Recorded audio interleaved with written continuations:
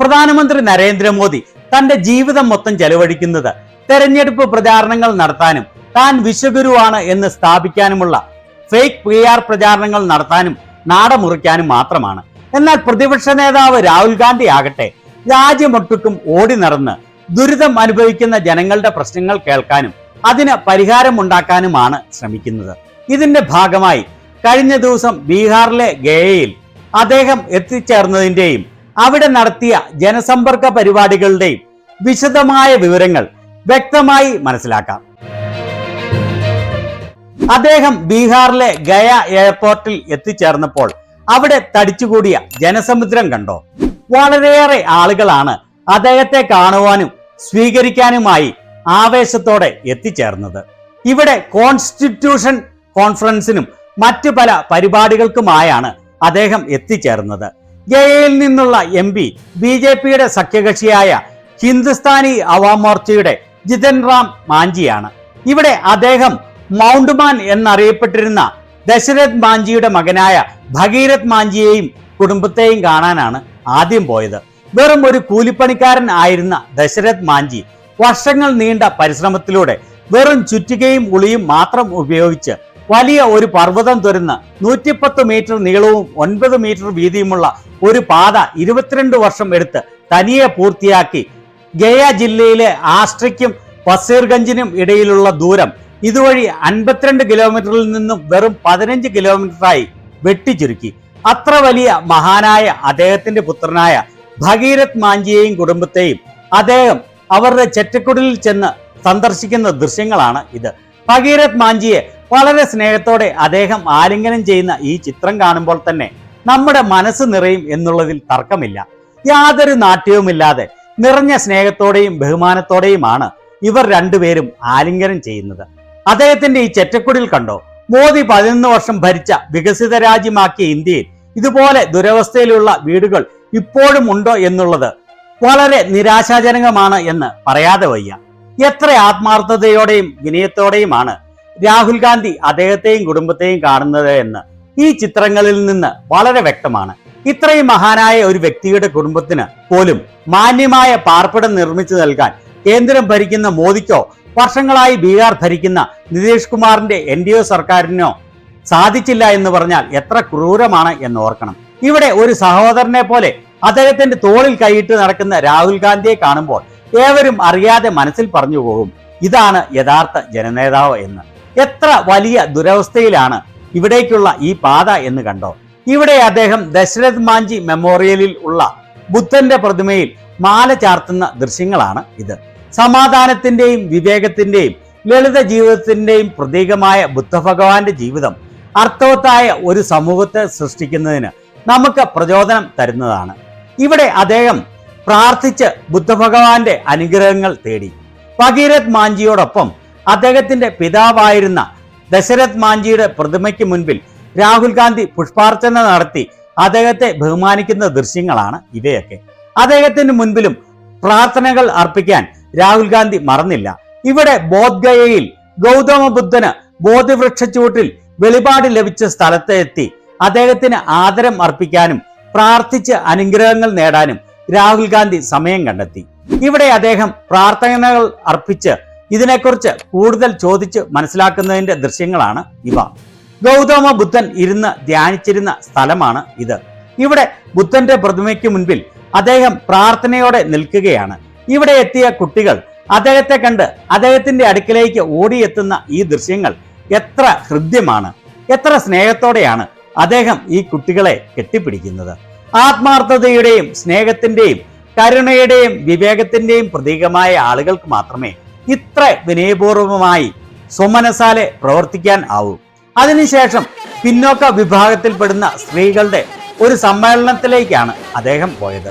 ഇവിടെ അദ്ദേഹത്തെ പിന്നോക്ക വിഭാഗത്തിൽപ്പെടുന്ന സ്ത്രീകളുടെ ഒരു ബാൻഡ് മേളത്തോടെയാണ് സ്വീകരിച്ചത്. 2 മിടുക്കരായ പെൺകുട്ടികളാണ് ഇവിടുത്തെ ആങ്കറിങ് കൈകാര്യം ചെയ്യുന്നത്.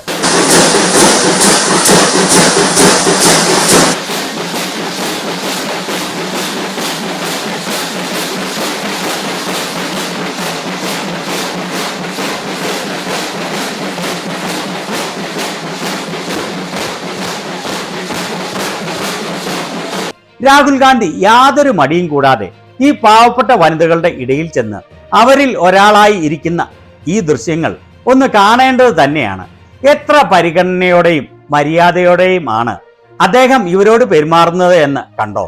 അദ്ദേഹത്തിന്റെ അടുത്തിരിക്കുന്നവർക്ക് ഹസ്തദാനം നൽകിയും അവരോട് സംഭാഷണം നടത്തിയുമാണ് അദ്ദേഹം അവിടെ ഇരിക്കുന്നത്.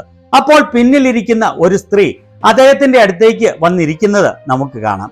ഈ സമയത്ത് വളരെ പ്രായമായ ഒരു അമ്മ രാഹുൽ ഗാന്ധിയുടെ അടുത്തേക്ക് കടന്നു വരുന്ന ദൃശ്യങ്ങൾ കണ്ടുകൊള്ളൂ.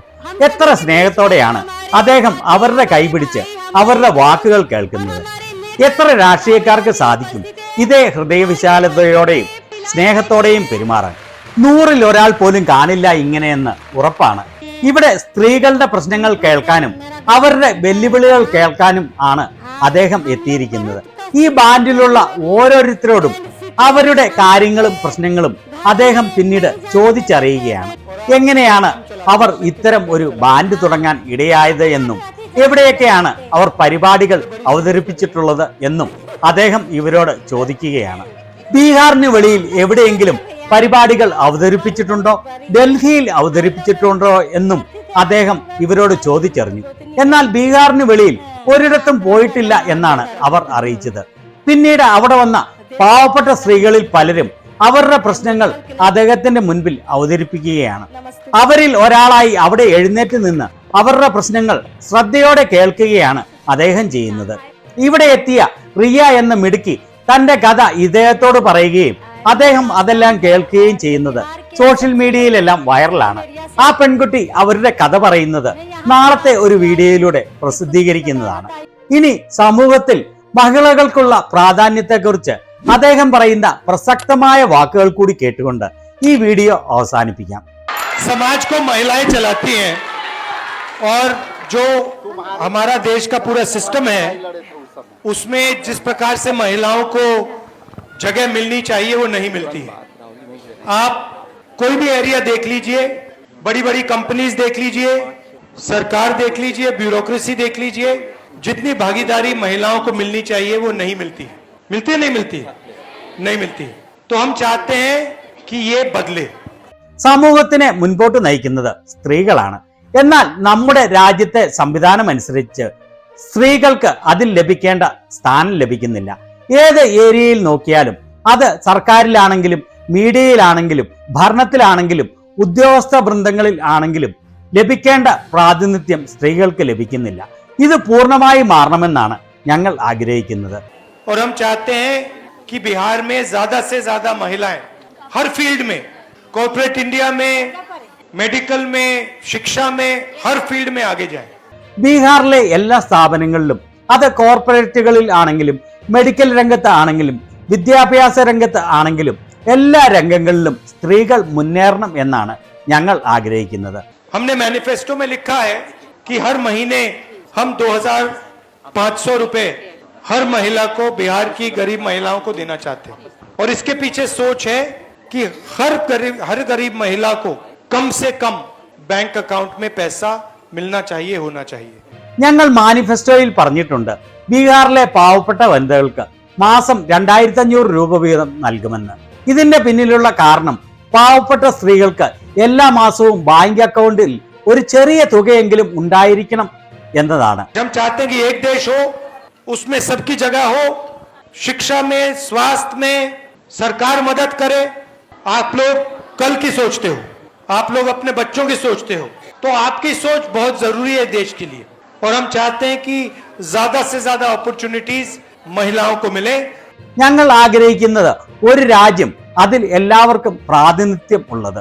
വിദ്യാഭ്യാസത്തിലും ആരോഗ്യരംഗത്തും സർക്കാർ സഹായം നൽകണം. സ്ത്രീകൾ നാളെയെക്കുറിച്ച് ചിന്തിക്കുന്നവരാണ്. നിങ്ങൾ നിങ്ങളുടെ കുട്ടികളുടെ ഭാവിയെക്കുറിച്ച് ചിന്തിക്കുന്നവരാണ്. അതിനാൽ നിങ്ങളുടെ ചിന്താധാരകൾ രാജ്യത്തിന് വളരെ അത്യാവശ്യമാണ്. അതിനുശേഷം മാസം തോറും പാവപ്പെട്ട വനിതകൾക്ക് 2500 രൂപ നൽകുന്ന വാഗ്ദാനത്തിന്റെ പ്രകാശനം നടത്തുകയും ചെയ്തു. ആ സമയത്ത് വളരെയേറെ ആളുകൾ അവരുടെ വ്യക്തിപരമായ ആവശ്യങ്ങൾ കേൾക്കണം എന്ന് ആഗ്രഹം പ്രകടിപ്പിക്കുകയും നിങ്ങളുടെ എല്ലാവരുടെയും കാര്യങ്ങൾ കേൾക്കാം എന്ന് അവിടെ പറയുന്നതും നമുക്ക് വ്യക്തമായി കേൾക്കാം.